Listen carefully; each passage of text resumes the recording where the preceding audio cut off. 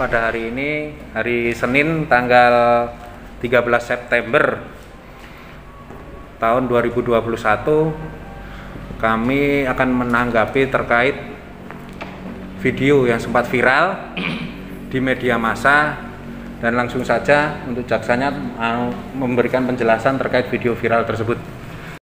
Terima kasih. Assalamualaikum warahmatullahi wabarakatuh.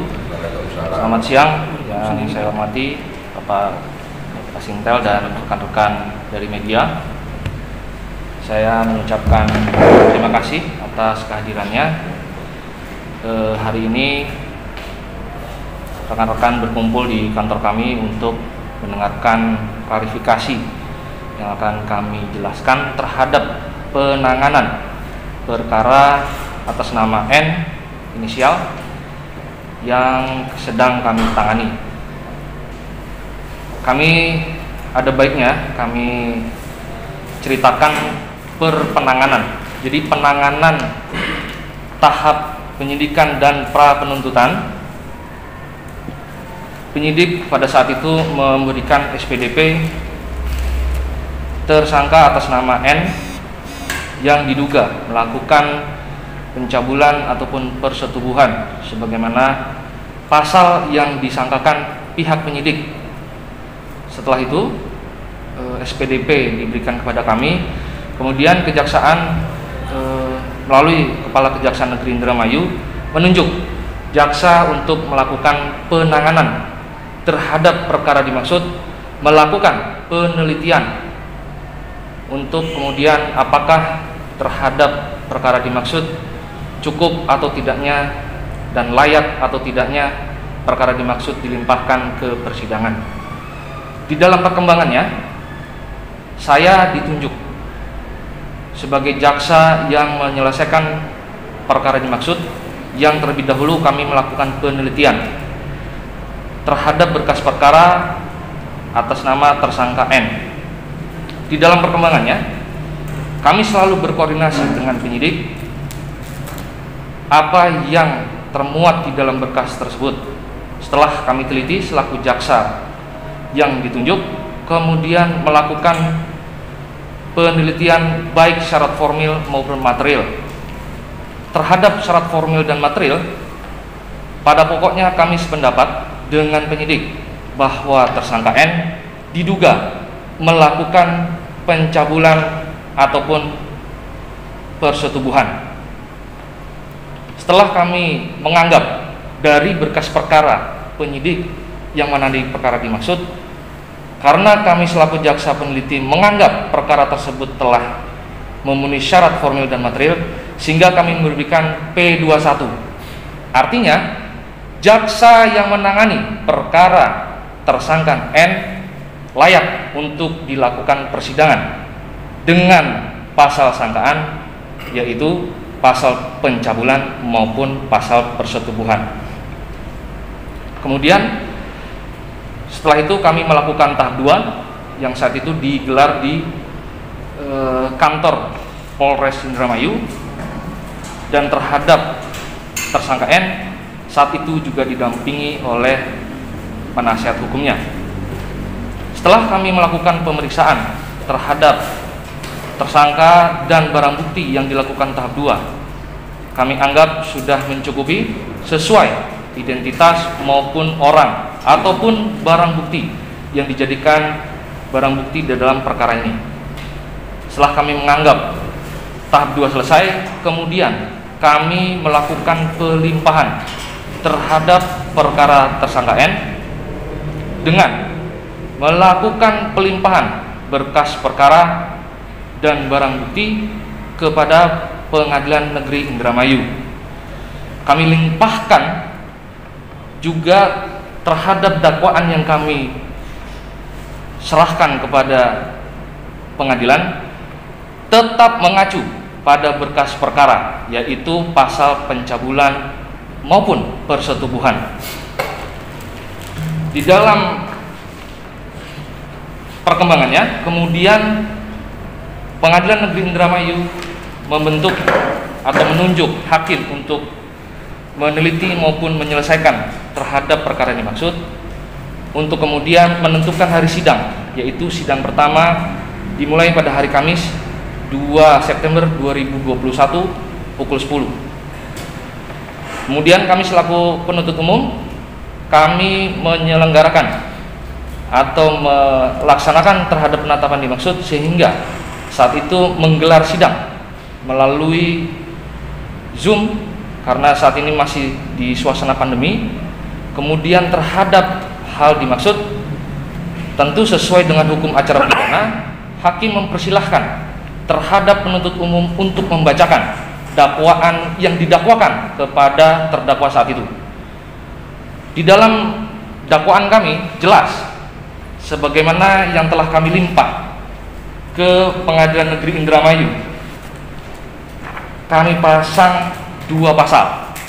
Pasal yang pertama yaitu terdakwa inisial M melakukan beberapa perbuatan, melakukan persetubuhan terhadap anak di bawah umur. Kemudian terhadap pasal yang kami sangkakan adalah pasal 76D Undang-Undang Nomor 35 Tahun 2014 tentang perubahan atas Undang-Undang Nomor 23 Tahun 2002 tentang Perlindungan Anak Junto, pasal 81 ayat 2 Undang-Undang RI Nomor 17 Tahun 2016 tentang penetapan peraturan pemerintah pengganti Undang-Undang Nomor 1 Tahun 2016 tentang perubahan kedua atas Undang-Undang Nomor 23 Tahun 2002 tentang Perlindungan Anak menjadi Undang-Undang Junto pasal 64 ayat 1 KUH pidana.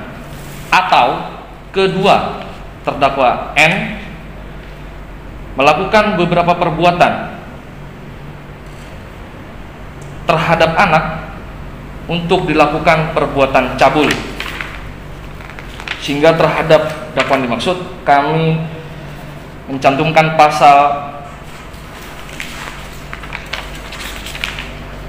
76E Undang-Undang Nomor 35 Tahun 2014 tentang perubahan atas Undang-Undang Nomor 23 Tahun 2002 tentang Perlindungan Anak Junto pasal 82 ayat 1 Undang-Undang RI Nomor 17 Tahun 2016 tentang penetapan peraturan pemerintah pengganti Undang-Undang Nomor 1 Tahun 2016 tentang perubahan kedua atas Undang-Undang Nomor 23 Tahun 2002 tentang Perlindungan Anak menjadi Undang-Undang Junto pasal 64 ayat 1 KUH pidana. Dan itu kami telah bacakan terhadap dakwaan dimaksud. Dan terhadap pembacaan dimaksud tentu majelis hakim mempertanyakan kepada yang bersangkutan yaitu terdakwa maupun penasehat hukum yang mendampingi terdakwa saat itu apakah berkeberatan terhadap dakwaan. Dan sesuai dengan agenda saat itu terdakwa maupun penasihat hukum menyatakan tidak berkeberatan.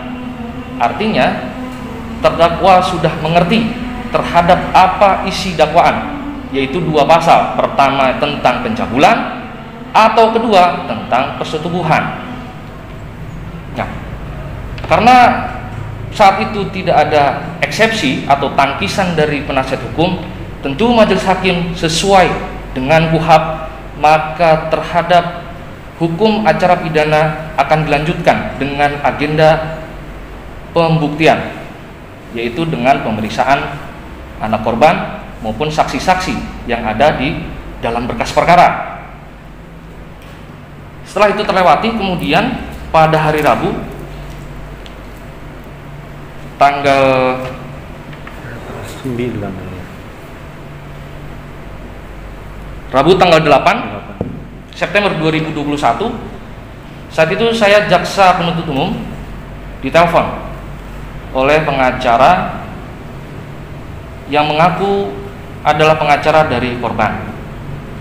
Sehingga saat itu atas telepon tersebut saya terima dan mohon ditunggu di kantor karena saya sedang menjalankan sidang di Pengadilan Negeri Indramayu. Kemudian setelah itu karena sudah selesai sidang, saya menghampiri, kemudian saya di ruang lobi. Di ruang lobi tersebut kemudian saya ditanya terhadap pengacara korban, menanyakan terhadap pasal yang didakwakan terhadap terdakwa. Saat itu sembari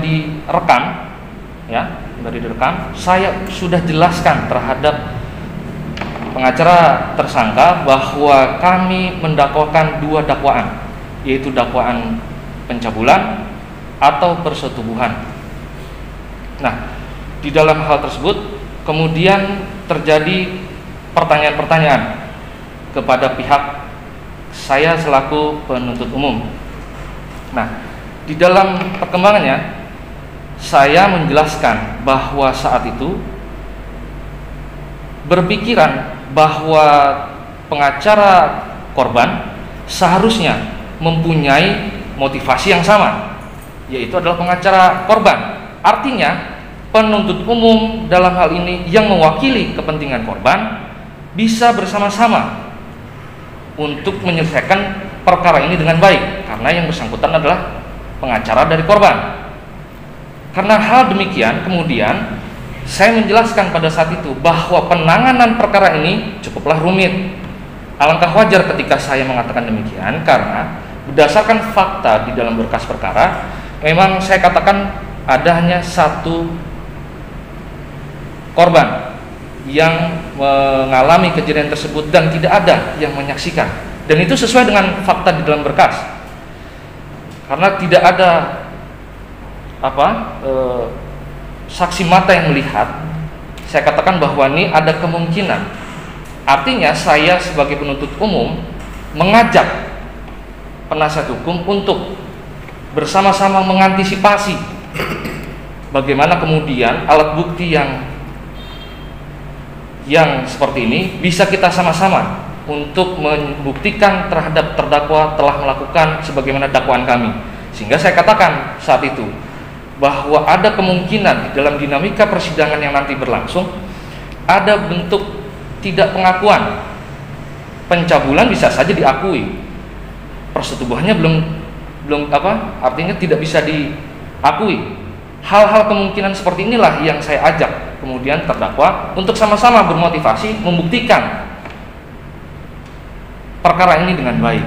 Nah, setelah di dalam penjelasan tersebut pembicaraan saya dipotong, kemudian dia mengatakan bahwa di dalam BAP itu tersangka mengakui atau terdakwa mengakui. Saya katakan benar, karena memang itu benar di dalam berkas perkara. Dia mengakui di dalam berkas perkara. Kalaupun tidak benar, maka itu akan menjadi pertimbangan lain. Toh dalam hal ini penuntut umum sudah mem-P21. Seperti yang saya bilang, sudah diagendakan dalam persidangan. Setelah itu kemudian, karena tadi penasihat hukum menganggap saksinya cuma satu, kemudian pembuktiannya sulit, kemudian terdakwa hanya tidak mengakui gitu ya. Ini harus kita lihat konteksnya. Konteksnya saya menjelaskan bahwa ini ada kemungkinan bahwa tersangka ataupun terdakwa tidak mengakui di dalam persidangan, dan itu diatur di dalam KUHP. Jadi omongan saya itu berdasar di dalam KUHP telah diatur bahwa pasal 189 ayat 3, keterangan terdakwa hanya dapat digunakan terhadap dirinya sendiri. Pasal 189 ayat 4, keterangan terdakwa saja tidak cukup untuk membuktikan bahwa ia bersalah melakukan perbuatan didakwakan kepadanya, melainkan harus disertai dengan alat bukti yang lain. Jadi ada dasar pada saat itu saya mengucapkan bahwa ada kemungkinan ketika nanti dalam persidangan dia tidak mengakui, namun justru penasehat korban saat itu berasumsi saya masuk angin. Ini yang jadi persoalan di sini. Kalau kemudian saya masuk angin, dia saat itu langsung keluar dari lobi kantor kami. Kemudian saya selaku jaksa penuntut umum berupaya meluruskan kembali pemahaman atau asumsi yang dibangun oleh penasihat hukum. Dan kemudian setelah saya menghampiri, yaitu di PTSP, kemudian yang bersangkutan mengambil handphone, kemudian merekam kejadian yang saat itu terjadi, yang sekarang jadi viral. Nah, terhadap hal dimaksud sebenarnya saya cukup menyayangkan pihak dari pengacara korban yang saat itu tidak ingin saya ajak kembali ke dalam. Saya berupaya untuk mematikan fokus kameranya. Itu bukan berarti saya khawatir atau takut direkam, bukan. Tapi saya berupaya, mari kita, saudara adalah penasihat hukum, saya adalah jaksa penuntut umum, kita berdiri dalam posisi yang sama, yaitu menyelesaikan perkara ini sebaik mungkin. Namun saat itu saya justru, saudara lihat sendiri, ada bentuk-bentuk ucapan yang nanti masih kita bahas. Apakah kemudian ucapan itu akan menjadi kerugian tersendiri bagi pengacara tersebut. Namun dalam hal ini, karena saya penuntut umum dan saya adalah seorang ASN yang diajarkan, yang diberikan pemahaman bahwa dalam melayani kepada siapapun, baik masyarakat umum maupun advokat, itu dilaksanakan dengan beretika sebaik mungkin, dengan sopan santun. Namun saat itu justru dengan menggebu-gebu dengan emosi, saya tidak diberikan kesempatan untuk menjelaskan. Itu yang saya sesali sebenarnya. Nah, kemudian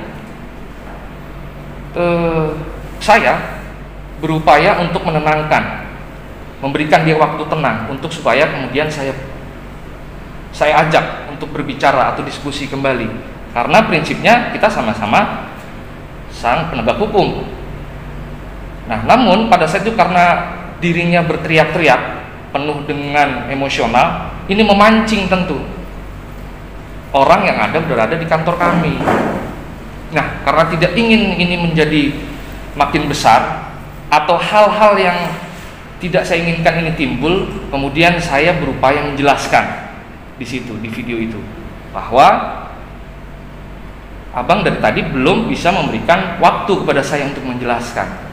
Pun demikian, setelah saya memberikan penjelasan, bukannya untuk kemudian bersama-sama duduk kembali, yang saya harapkan demikian, kemudian justru mengupload video yang kemudian ini menjadi viral. Yang saya garis bawahi adalah tanpa seizin saya,